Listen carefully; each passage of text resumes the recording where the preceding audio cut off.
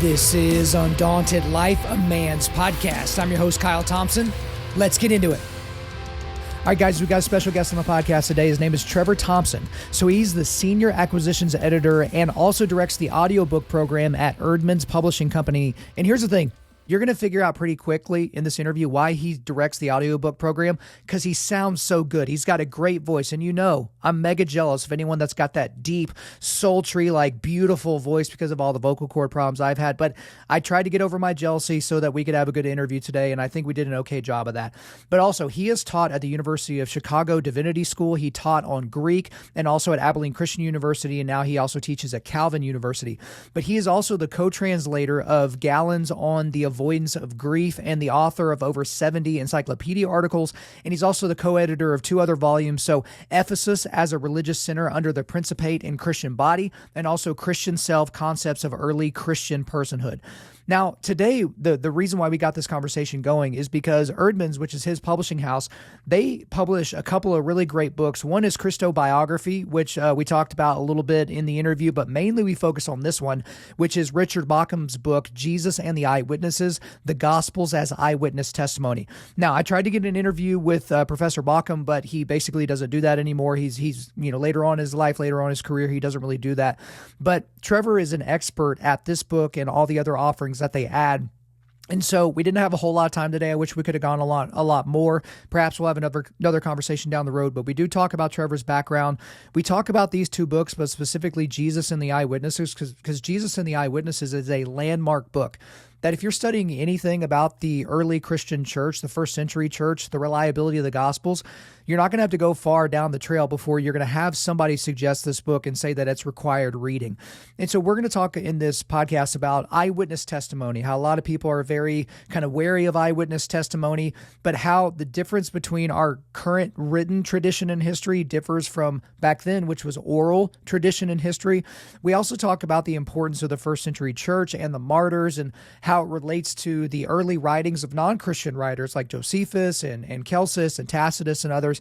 We also get into how someone can be a New Testament scholar and then not be a Christian, because there are people that literally have the same academic bona fides or bona fides as someone like Trevor Thompson, but doesn't come to the conclusion that Jesus is Christ, that Jesus is the Lord and needs to be the Lord of their life, and that he paid for their sins on the cross. How they kind of have this disputatious attitude or this dissonance in their soul where they can't exactly come to that conclusion from a soul level, not just an intellectual level.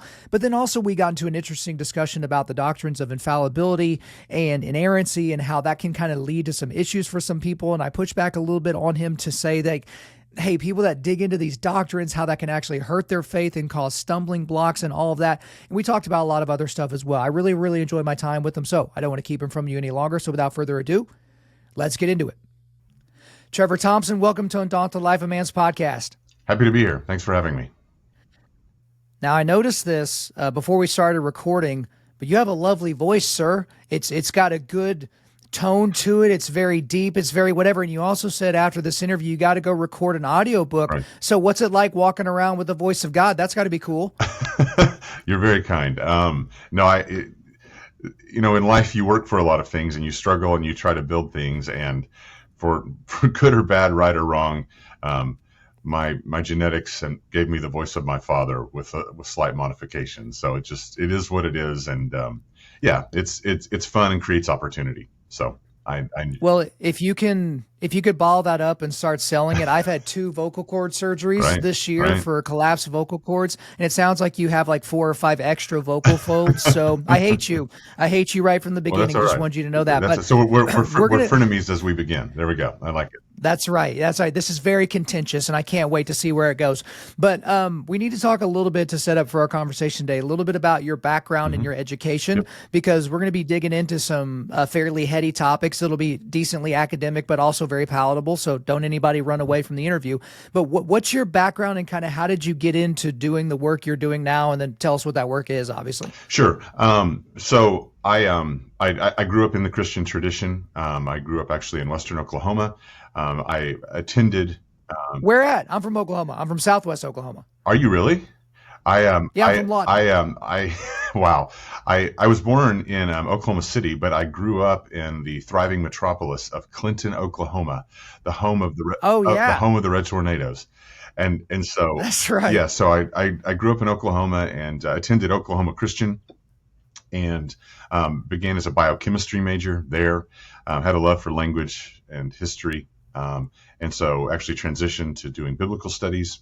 I went from there to Harding Graduate School of Religion in Memphis, Tennessee, master's degrees there, and then went from there to the University of Chicago for doctoral studies, and then ended up actually teaching in the Divinity School as an adjunct instructor of Greek.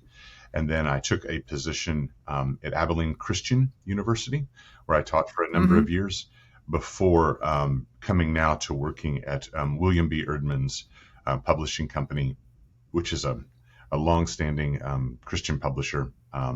And I also continue to adjunct in the classroom for Calvin here around the corner. So that's my trajectory.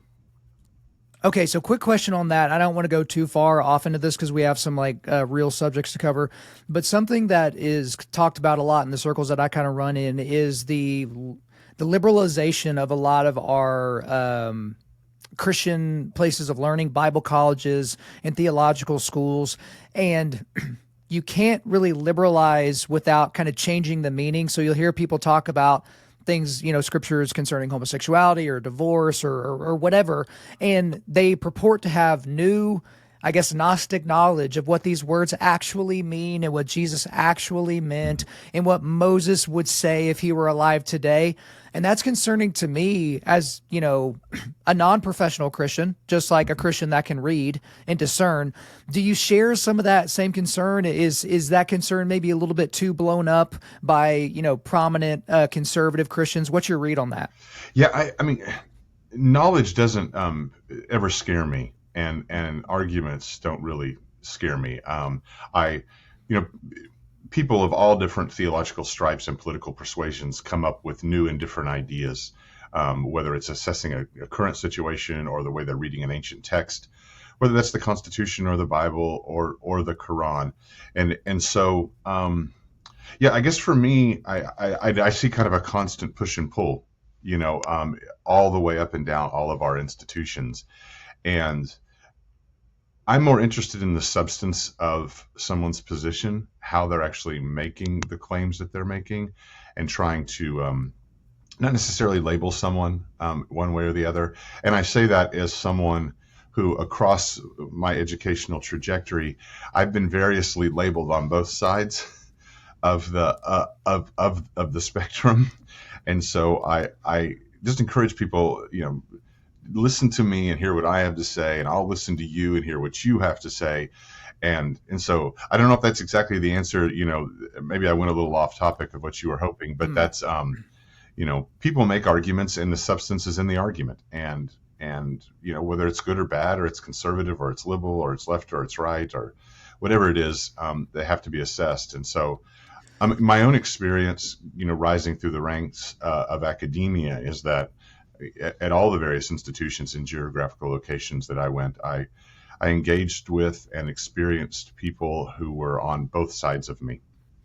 And they struggled to understand me at times, and I struggled to understand them, but we talked. And really, I think that's the only way forward is to talk. So.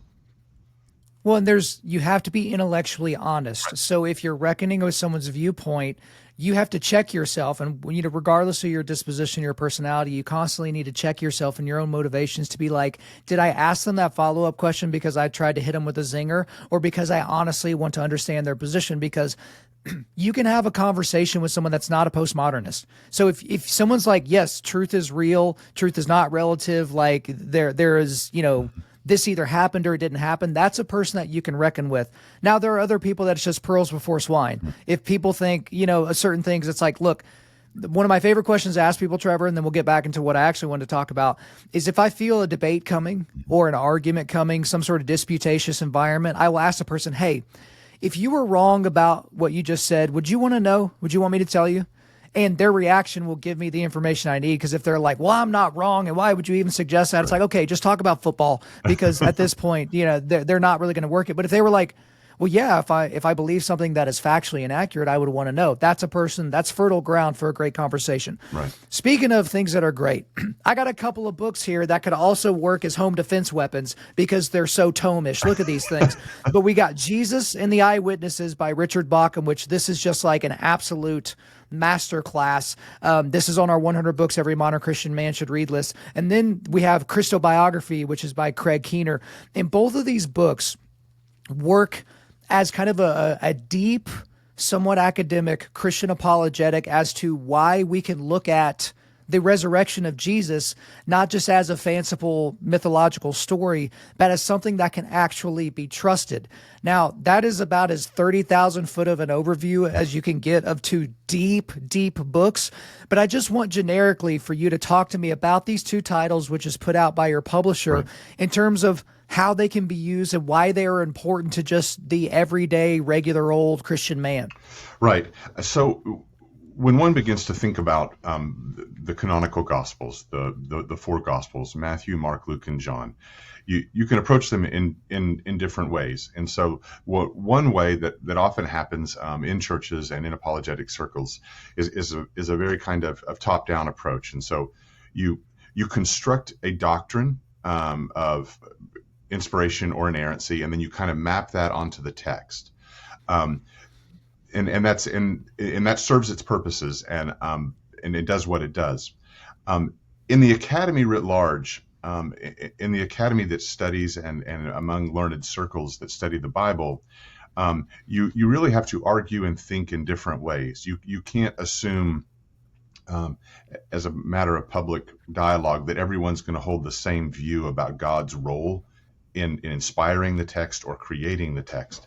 And so what both of these books really do is kind of come from the bottom, and that is, rather than say these books were written by God, therefore these books are true, they try to do the real down in the weeds hard work of doing history without assumption, and to see where that leads. Starting with Professor Bauckham's book, there's been a long and contentious debate that has spanned continents, more than 100 years. It's been ongoing about the quest for the historical Jesus, and what that really is an attempt to get at the relationship between the real Jesus, the actual man who moved around in Galilee and then in Jerusalem and other locations, and the version of the man that you get in the Gospels. And historians have tried to use the sources in various ways to reconstruct what they call the historical Jesus. And among many, the assumption has long been that the stories about Jesus, the traditions about Jesus, sort of grew.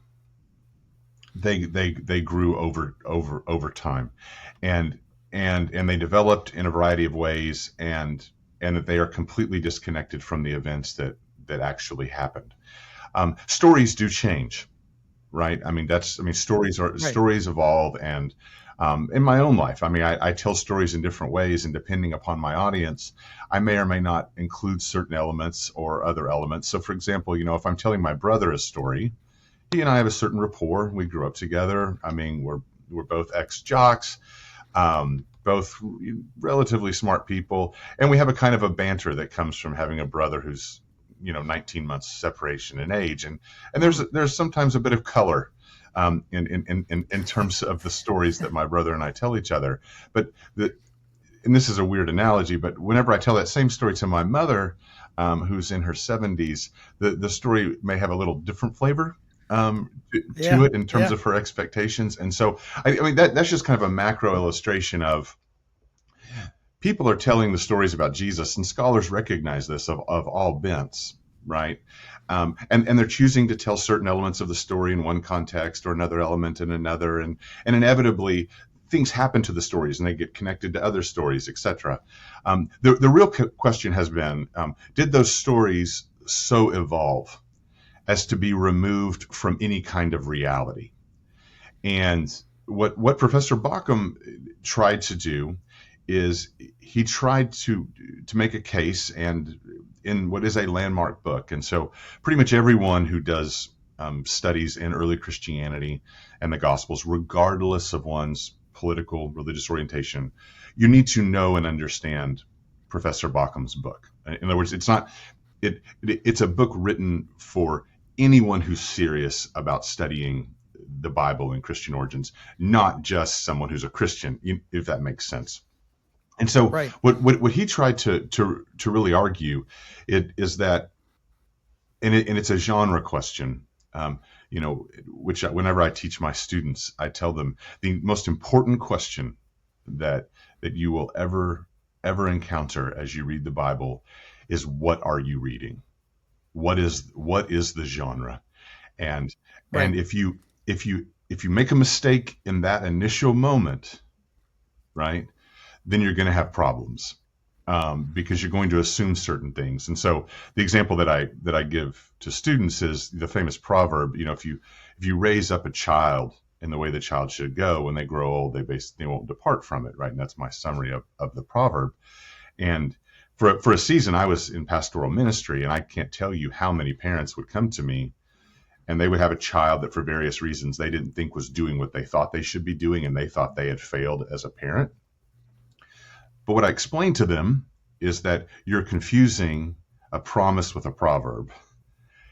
A proverb is a general statement. A promise, it says this is going to happen if you do this, and these are proverbs, not promises. And so when you come to the Gospels, what genre are they? What exactly is it that we're reading?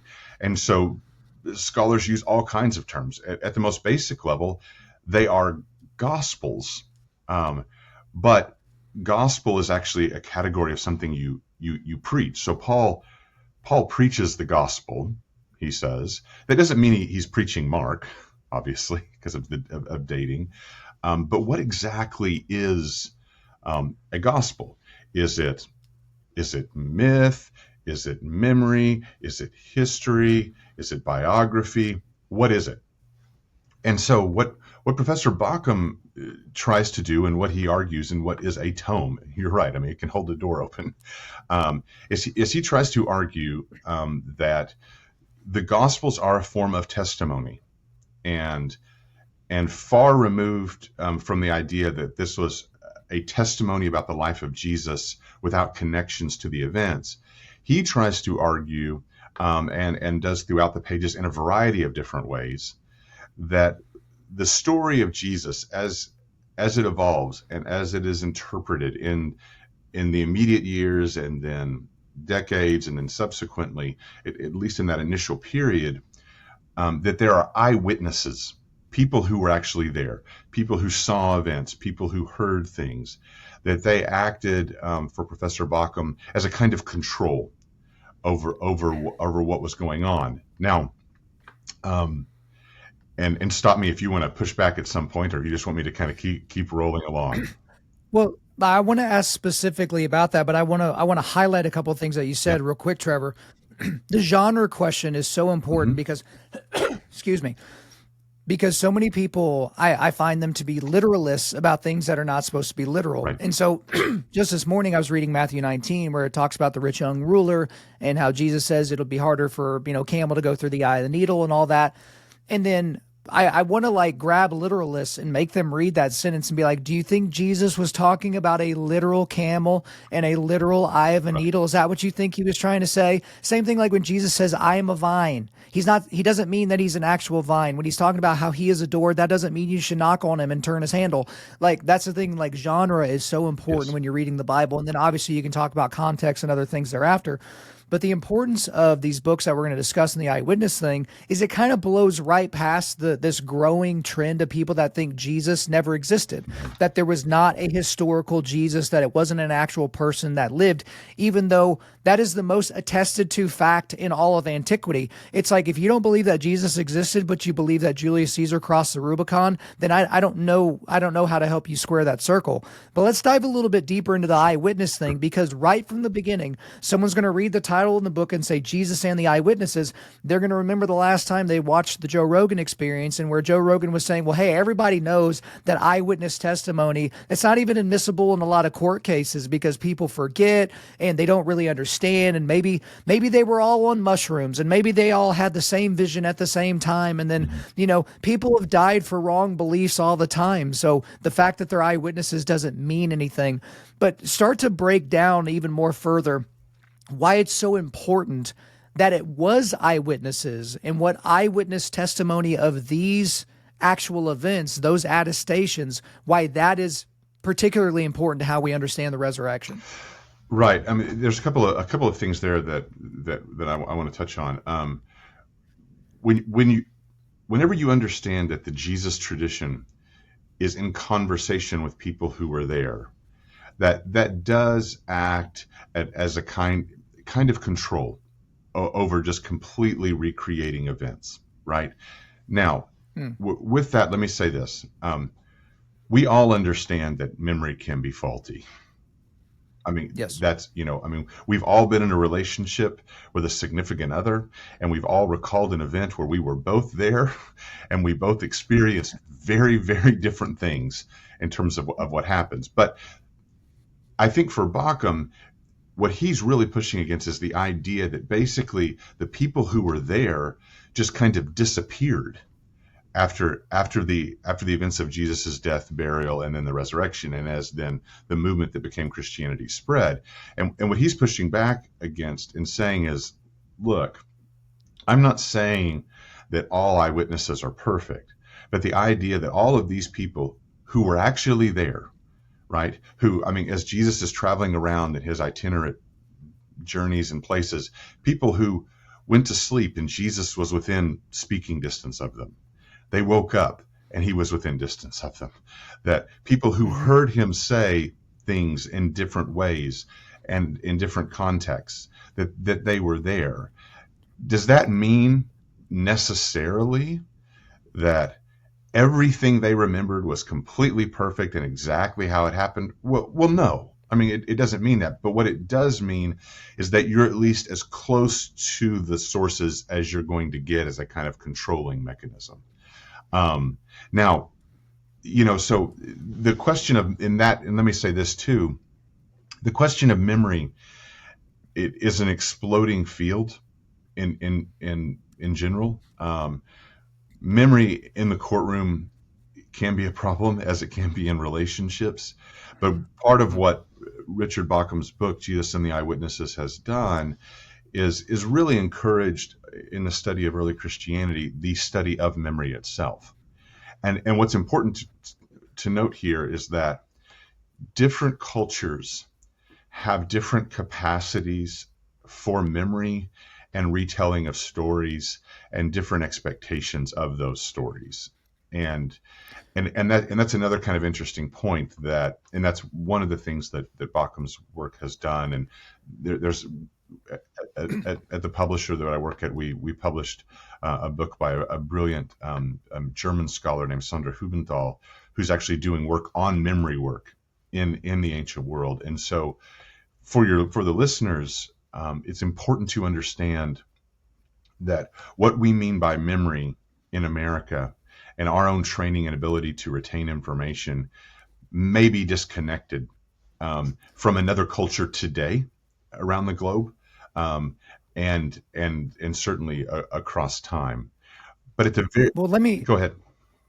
Well, I was just saying, let me ask you about that even a little bit further, because in modernity, we think we're smart, but we're really, really dumb, because we have, C.S. Lewis has this quote about chronological snobbery. We think because we have access to all the knowledge that's ever been known in the universe in this smart, computer or supercomputer that's in our pocket, but I can't do basic math anymore. Why? Because I just asked Siri to do it. I can't, I can't remember what it was like to really dig for information, because I can just go to Google and I can find the answer in 14 seconds. But this makes it very important to have a discussion about the difference between oral tradition in history and written tradition in history. Because when you hear stories about people thousands of years ago that memorized the entire Pentateuch or memorized an entire gospel or memorized an entire letter from the Apostle Paul. In modernity, that seems beyond possible. It doesn't even seem plausible because we can barely remember the words to our favorite song, much less a very detailed thing that needs to be, displayed properly and I guess regurgitated properly. So give the listener a better idea of how the eyewitness testimony kind of weaves into what was going on in the first century, because it was an oral tradition, not necessarily a written one. Right. I mean, literacy levels were very different. Exactly. It was basically not existent. I mean, and so, people debate, who could read and at what levels, but that's certainly what we consider the norms of literacy in the Western world would not have been the norms in first century Palestine, that area, the Galilee, etc. And so people told stories. They communicated a lot of things. Again, that doesn't mean that it always gets transmitted perfectly, but if there is a sense in which what is exactly is said and you can't just immediately go and consult it, there is a sense in which you maybe try to hold on to the material a little better and retain it. But let me also say that even in our cultural context, so I was raised in a Christian religious tradition, and every Christian religious tradition is different. But in the one in which I was raised, we were required in early grade school to memorize large portions of Scripture. So I remember in third grade reciting the Sermon on the Mount from start to finish, and that the particular tradition that I was a part of really prized the retention and knowledge of Scripture. So we were asked to memorize a lot of it. There are religious traditions today, even in Grand Rapids, non-Christian religious traditions that ask young people to memorize huge portions of sacred text, sometimes in their original languages. And I can't imagine, going to a mega church in the city where I live in Grand Rapids and saying, okay, for the 6th grade curriculum, everyone is going to memorize Galatians in Greek.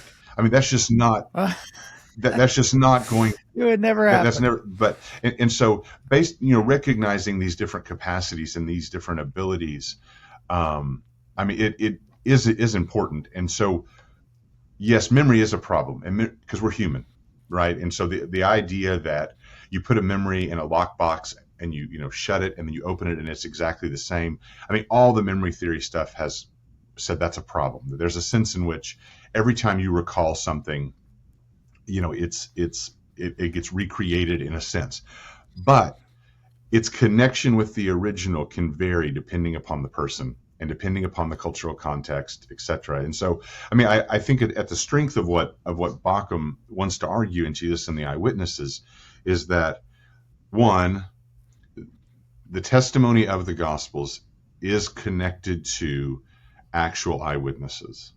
Those eyewitnesses operated in a different kind of oral memory culture than the modern Western world. As such, there's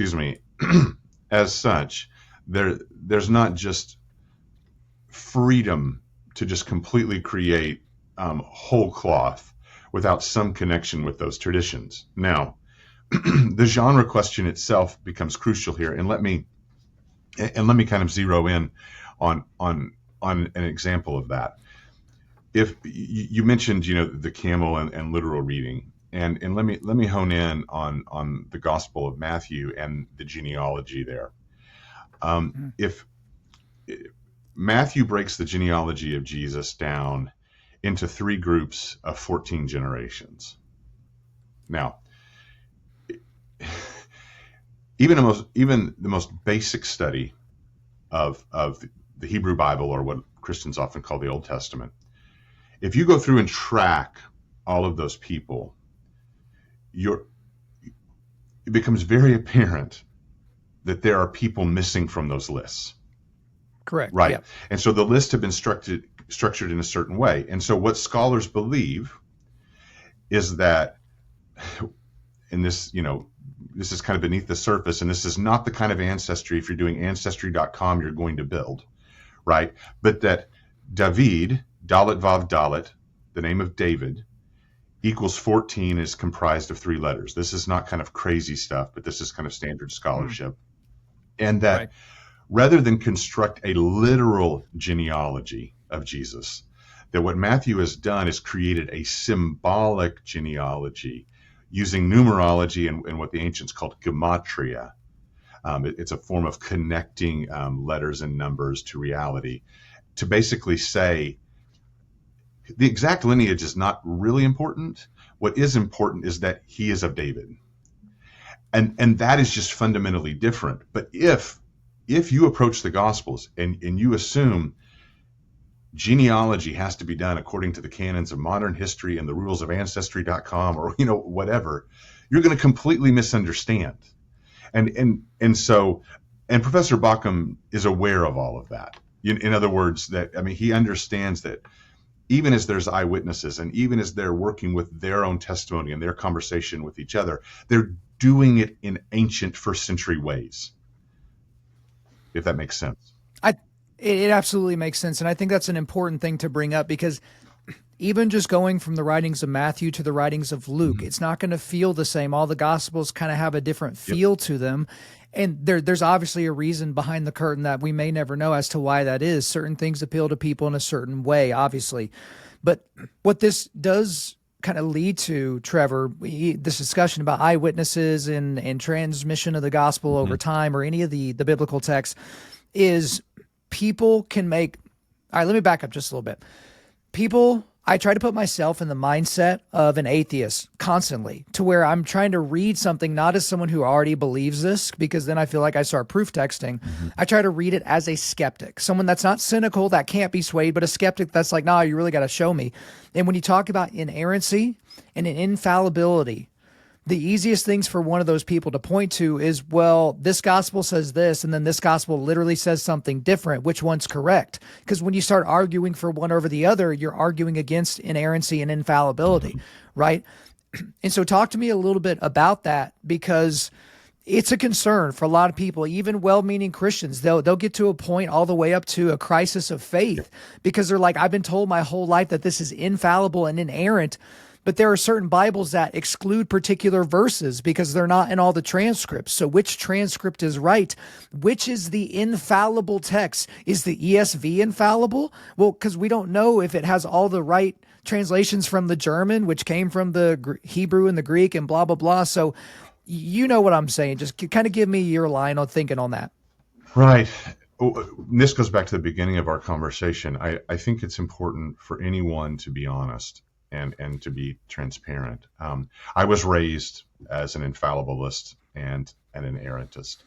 And in the course of learning languages and study, I was a person who encountered the reality and the problem of those doctrines. The real issue that I'll get at with them is that it's not always clear what exactly they're talking about, because it's one thing to say the Bible is inerrant, that is without error, right? My immediate response to that always is, which one? And they say, well, the original. And then as the historian, I say, I would love for you to take me and show me where they are. And so the doctrine itself is a doctrine about a set of texts that don't actually exist. And to me, where I sit and as I work with students, I think the doctrines themselves are more of a stumbling block than they are a help. And I've tried to actually move away from them because they can force you into intellectually dishonest positions. And so what I like to think, when I think about the text and I think about inspiration, I like to think about the world.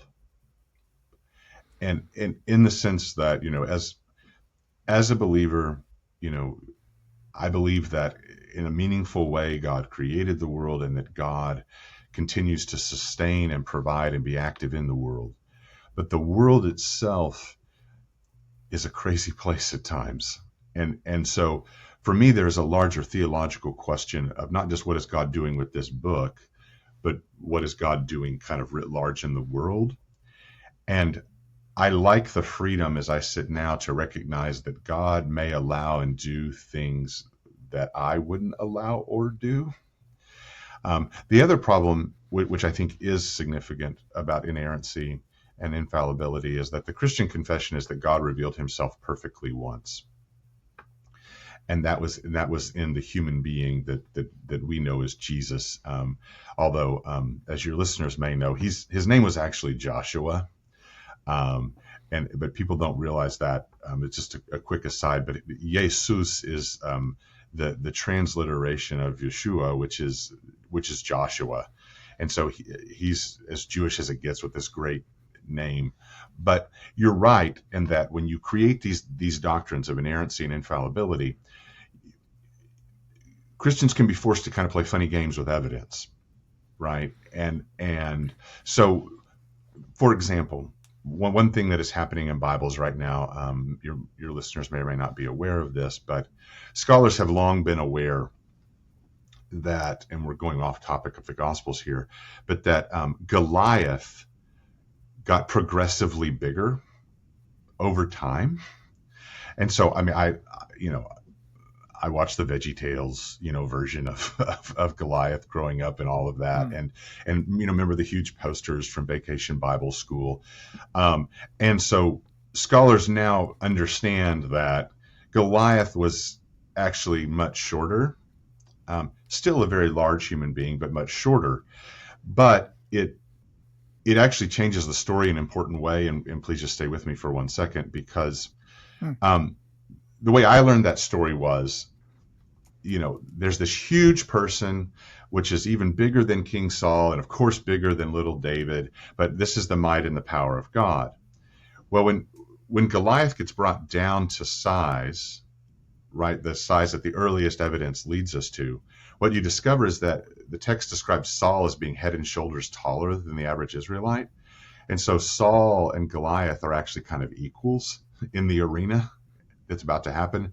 And so this text really becomes an issue about Saul, and that the guy who should be fighting Goliath is afraid, and that David steps up, but the text changed. But if you're so bent on saying the Bible is completely perfect, it doesn't allow scholarship to advance and go, you know what?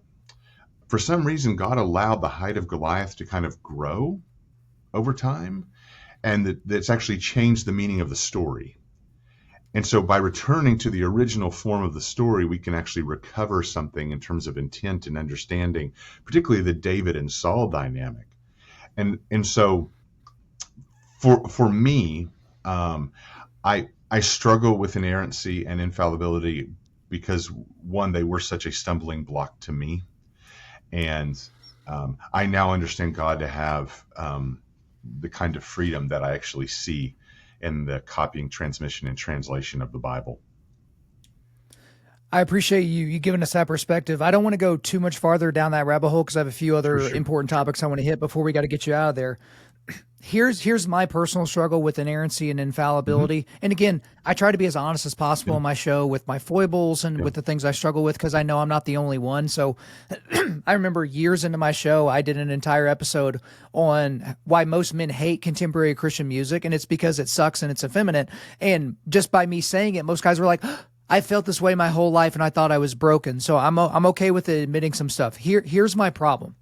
I think most slippery slope arguments are not based in truth or intellectual honesty, but I think this one could be. And what I mean by that is if you take a position that is skeptical of inerrancy or infallibility, that it opens up the door.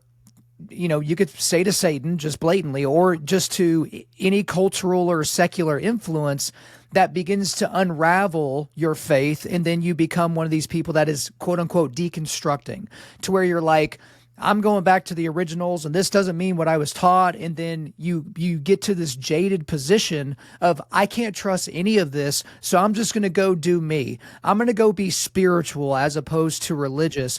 And so that's where I look at doctrines almost like a glue, as long as the doctrines are based in something that is of God, that is of biblical heft, if that makes sense.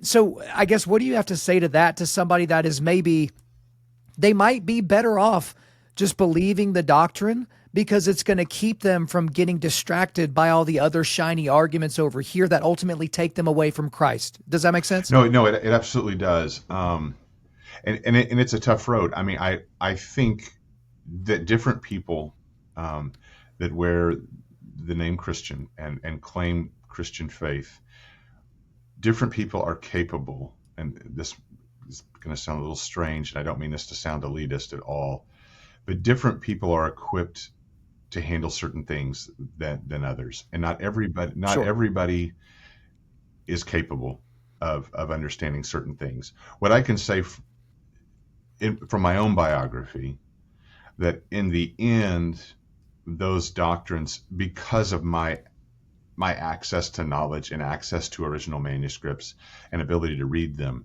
that it became a real problem for me because I saw the problems.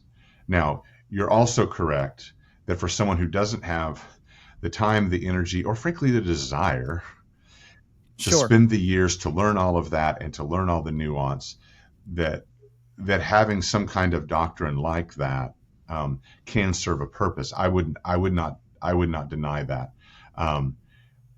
As long as there's just an understanding that it can be a true stumbling block for some.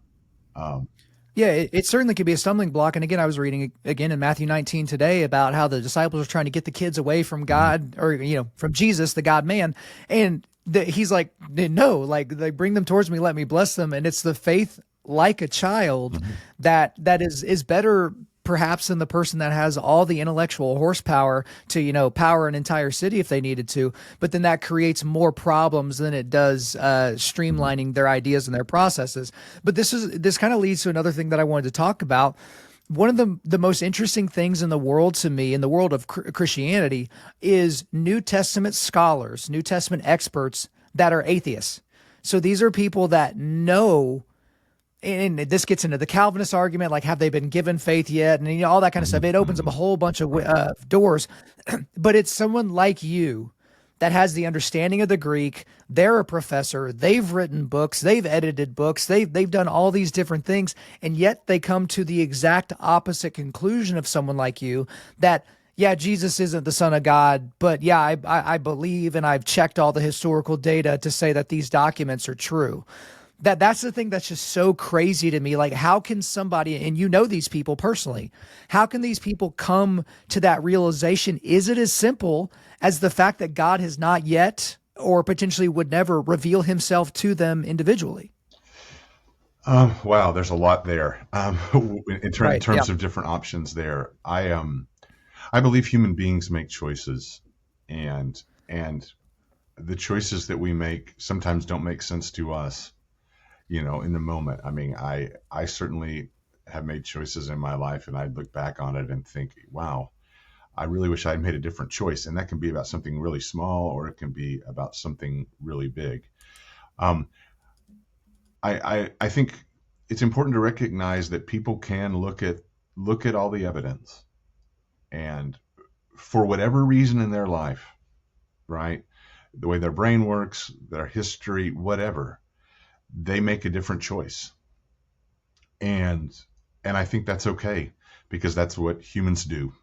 And I would never be one to say that, because I don't think you intellectually can be honest and say, if you don't accept Christianity, you're a fool or something like that. Like, I don't, because that's just not my experience of life. But for reasons that I don't fully understand, people choose different faith paths or non-faith paths than I do. And so I guess to answer your question, I don't fully understand all the choices I make, and I don't understand all the choices that other people make. I respect them, friends, colleagues who disagree with me on any number of points. And you're right. I mean, there are brilliant people with incredible linguistic and historical skills who do not choose, or who are Christian and become non, or different. And it's a mystery to me, the mystery of human choice. But it's also a mystery to me sometimes as I look at trials and I look at the evidence that's presented for or against a person in a case, and one person, right, can hang, that. I mean, right. That's just you're all sitting there, you're all looking at the same stuff, and someone says guilty or not guilty, and everyone else says the opposite, Right. and the rest of the world looks on and goes, Right. When is it presuppositions that Right, person yeah. had walking in? Is it this person that it finally, for the first time in their life, they have power because they can uphold an entire process where somebody's life potentially hangs in the balance, and they just love that power? It's like back during COVID, people that never had power all of a sudden could tell you, put that mask on or you can't eat here. And it's like, okay, like some people just love that power. It just kind of goes to their head. But it reminds me also, Trevor, is just about God hardening people's hearts. And I remember not really understanding what that meant when it said, God hardened Pharaoh's heart. And in my mind, I was like, oh, God made Pharaoh, do that and believe that way. But like, no. God took what Pharaoh was already doing, the hard heart that he was already in possession of and the decisions he was making, and he hardened that. He was like, okay, man, if you want it, I'm going to give it to you good and hard. And here you go. I'm going to make sure that your heart is hardened on that. And again, in Matthew 19, we see about the hardening of people's hearts as it pertains to divorce and, just the overall marital relationship and those types of things as well. I do want to back up a little bit before we get you out of here. And this is, again, a wide question, but, we're just scratching the surface today because we want the people to go dig into these books. But just the overall importance, Trevor, of the first century church, because the first century church, the ecclesias that were in this area of the world, those were, gatherings of eyewitnesses.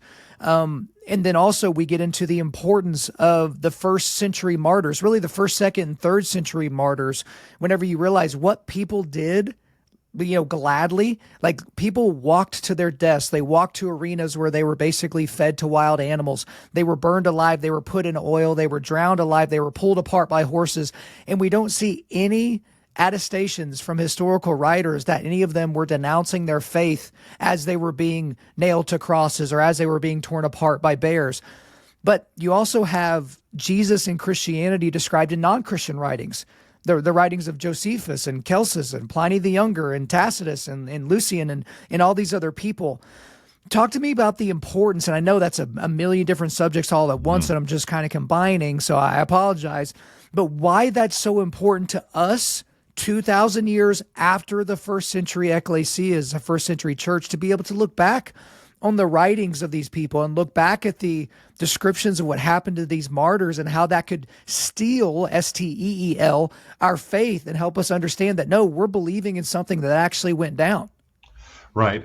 There's a lot of different points there. Let me just say in general that what became Christianity emerges in the crucible of a form of Judaism. Right. I mean, that's kind of initially where it kind of emerges from. And there were, as the earliest sources we have attest, people that found the idea and the message ridiculous. That's just there from the bottom layer. And whenever people ask me, well, how could someone think that? It's so evidently true. There are any number of new ideas, new religions that appear today. And I'm not necessarily saying they're right. I'm just saying, imagine your initial response, right? When you hear X, Y, Z about this faith or, this celebrity religion or whatever, and you're skeptical, you wonder what the motives are, et cetera. And so like the cards are kind of stacked against it. Jerusalem and the origins of the Christian movement were not the epicenter of the Roman Empire. They were far removed from the core centers of power. Now, eventually they moved, right? They moved west and eventually found Rome and beyond. But I think for many people who encountered the earliest message, it was kind of depraved superstition from some backwater province over in the east and, strange people anyway. I mean, just, kind of all of those kind of prejudices. But it was important and continues to be important to the Christian faith that there is a thread, there's a connection in terms of texts and in terms of institutions and in terms of traditions that tie beliefs and practices today to beliefs and practices in the first century world. And as such, I think that's why Professor Bauckham's book made such an impact. Because he looked at the beginning of those stages and he said that rather than being a chaotic, disorganized, unformed, wildly theoretical moment in the immediate decades after the events of Jesus' death and the events that followed, that there were actual people who were there. Not that they were the final say, not that their memory was always 100% perfect, but that there was a kind of buffer, if you will, that allowed a kind of authenticity about the stories that we have. And that's, again, what we have are gospels. They are in no sense modern biographies. And there's so many things that, from a modern historian's perspective, that we would like to know. But to say that eyewitnesses and people who knew eyewitnesses weren't involved in those initial stages is, on the strength of Bauckham's claims, inaccurate. They were in the mix. Yeah. Well, I think that is a fantastic commercial for Jesus and the Eyewitnesses. Guys, there's a reason why it's on the 100 books every modern Christian man should read list. And I mean, I am stingy. I'm stingy with that book list now. Like when I take a book off and put a new book on, my goodness, it better be an earth shatterer. So I really, really appreciate your time today talking about all this. I have way more questions for you, but perhaps we can set that up for another interview down the line. But for now, that's all for me. Is there anything else you want to get off your chest? I'm good. Thank you for having me on, Kyle. It's been a pleasure. Trevor Thompson, thank you for coming on Undaunted.Life, a man's podcast. There you go, guys. I hope you enjoyed my time with Trevor Thompson. But before we let you go, we are going to do a quick resilience boost. At Undaunted.Life, our mission is equipping men to push back darkness with content that forges spiritual, mental, and physical resilience. So I've only got 2 links for you today. I want you guys to check out these books. It's Jesus and the Eyewitnesses and Christobiography. You guys can check those out there and make sure you add them to your library. Thank you guys so much for listening to this episode. Wherever you're listening to this, please subscribe, rate, and leave us a positive 5-star review. If you want me to come speak live at your event or on your podcast, just shoot me an email to info@undaunted.life. That's info@undaunted.life. Follow us on Instagram and like us on Facebook, and check out our website for everything else, including how to donate to keep more content like this coming your way. Just go to www.undaunted.life. And also, we want to thank the band Holy Name for allowing us to use their music for our content. The music on this podcast is their song Perpetua, which is off their self-titled debut album on Face Down Records. The links are in the description. I'm your host, Kyle Thompson. Remember, keep pushing back darkness, keep forging spiritual, mental, and physical resilience, keep seeking the Lion of Judah.